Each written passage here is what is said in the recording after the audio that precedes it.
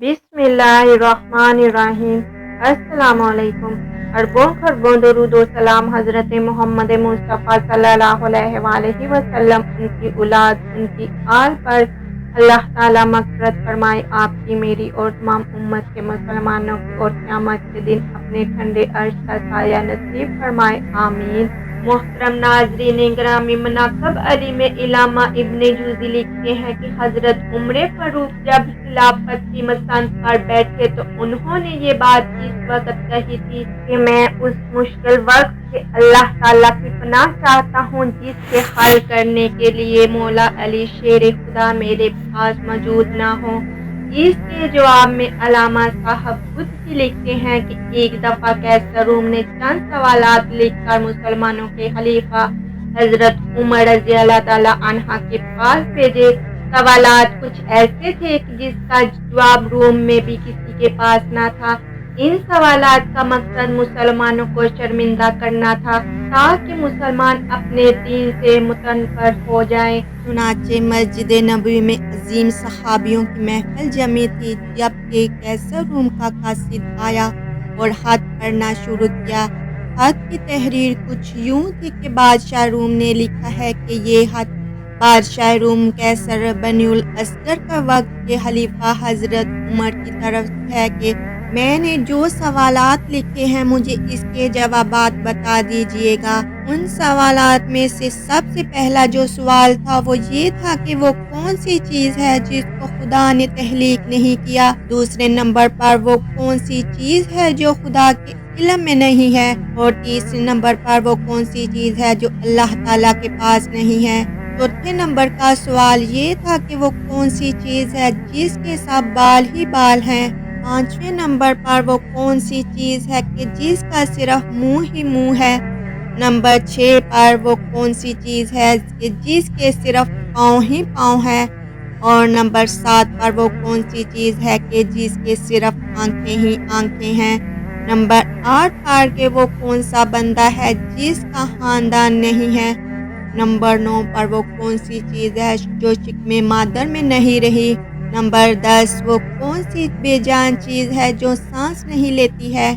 Number 11 पर ये सवाल था कि नाकूस की आवाज़ का मानी क्या है।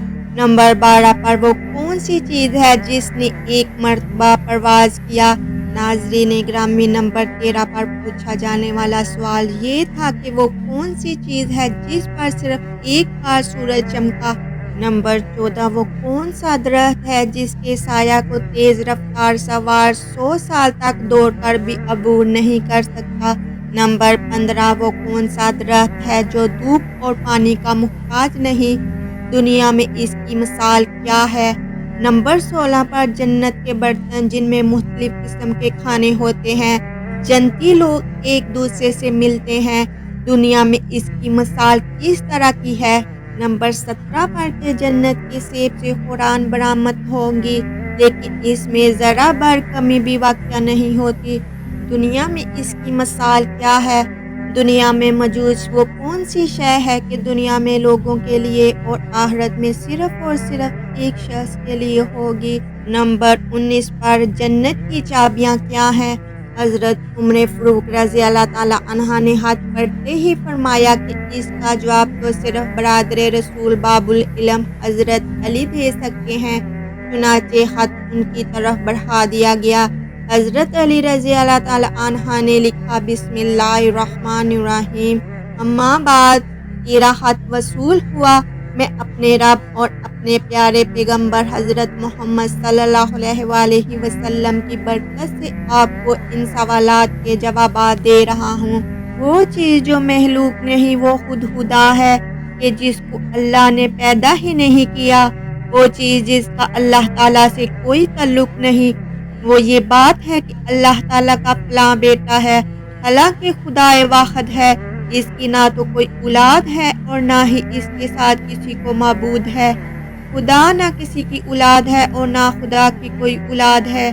वो चीज़ जो अल्लाह ताला के पास नहीं है वो जुल्म है।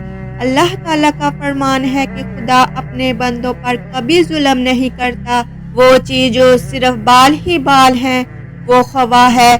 वो चीज़ जिसका सिर्फ मुंह ही मुंह है وہ آگ ہے، اور وہ چیز جس کے صرف پاؤں ہی پاؤں ہیں وہ پانی ہے، وہی چیز جس کی صرف آنکھیں ہی ہیں وہ سورج ہے، وہ شخص جس کا کوئی خاندان نہیں وہ صرف حضرت آدم علیہ السلام ہے، وہ چیز جو شکم مادر میں نہیں رہی 5 ہیں، اور وہ یہ ہیں: حضرت آدم علیہ السلام، حضرت حوا، حضرت اسماعیل علیہ السلام کا قربانی کا دمبا، حضرت موسیٰ علیہ السلام کا عصا، حضرت صالحہ کی اونٹنی، وہ بے جان چیز جو سانس لیتی ہے وہ صبح ہے۔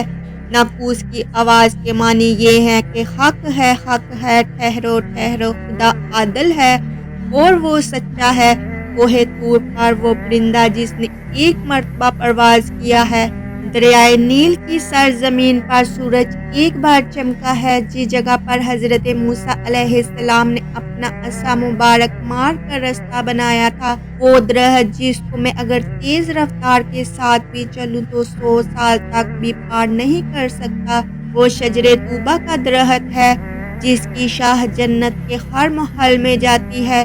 دنیا میں اس کی مثال سورج ہے کہ جس کی گردن ہر گھر میں پہنچتی ہے اور تمام زمین اس کی روشنی سے روشن ہو جاتی ہے۔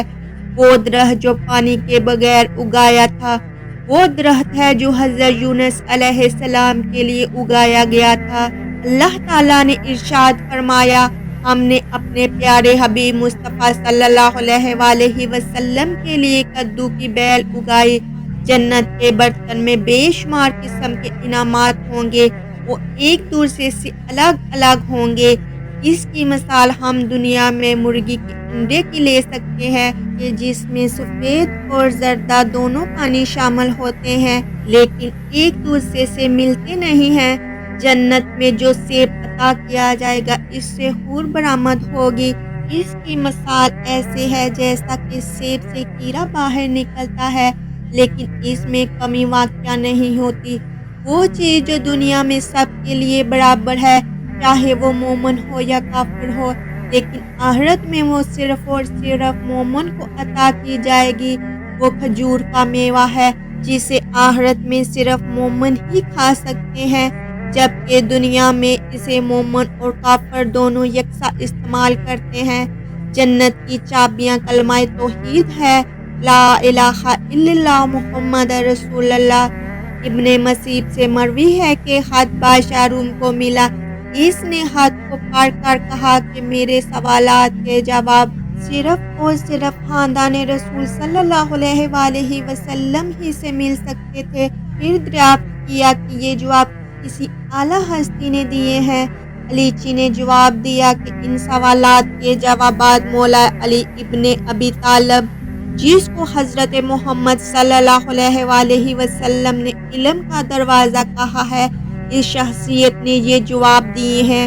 یہ خط پڑھنے کے بعد قیصر روم نے حضرت علی رضی اللہ تعالیٰ عنہ کو خط لکھا کہ مجھے آپ رضی اللہ تعالیٰ عنہ کا ارسال کیا ہوا خط مل گیا ہے۔ وہ پڑھ کر مجھے یقین ہو گیا ہے کہ آپ اہل بیت نبوت ہیں اور رسالت کا قیمتی خزانہ ہیں۔ آپ رضی اللہ تعالیٰ عنہ ہی حقیقی شجاعت اور علم کے وارث ہیں۔ قیصر روم نے اپنے دوسرے خط میں لکھا کہ میری یہ خواہش ہے کہ آپ مجھے مذہب اور دین کی مزید معلومات بھیجیں۔ میں خاص طور پر روح کی وضاحت چاہتا ہوں جس کا ذکر خدا تعالیٰ نے اپنی کتاب قرآن مجید میں کیا ہے۔ اے نبی، لوگ روح کے بارے میں تجھ سے پوچھتے ہیں تو انہیں بتا دو کہ روح میرے پروردگار کا امر ہے۔ یہ روح کیا چیز ہے؟ مولا علی شیر خدا رضی اللہ تعالیٰ عنہ نے جواباً خط میں یہ لکھا ہے کہ اما بعد، روح ایک نورانی نقطہ ہے اور ایک غیر مرئی مخلوق ہے جس کو اللہ نے اپنی قدرت کاملہ سے پیدا کیا ہے اور اپنے خاص خزانہ سے نکال کر اپنی ملکیت میں رکھا ہوا ہے، اور یہی روح اصل میں ہر چیز کا سبب زندگی ہے، اور ہر ذی روح جاندار کے پاس ایک مقرر وقت تک امانت ہے۔ جب اس کی مدت مکمل ہوتی ہے تو خدا اسے واپس اپنے پاس بلا لیتا ہے۔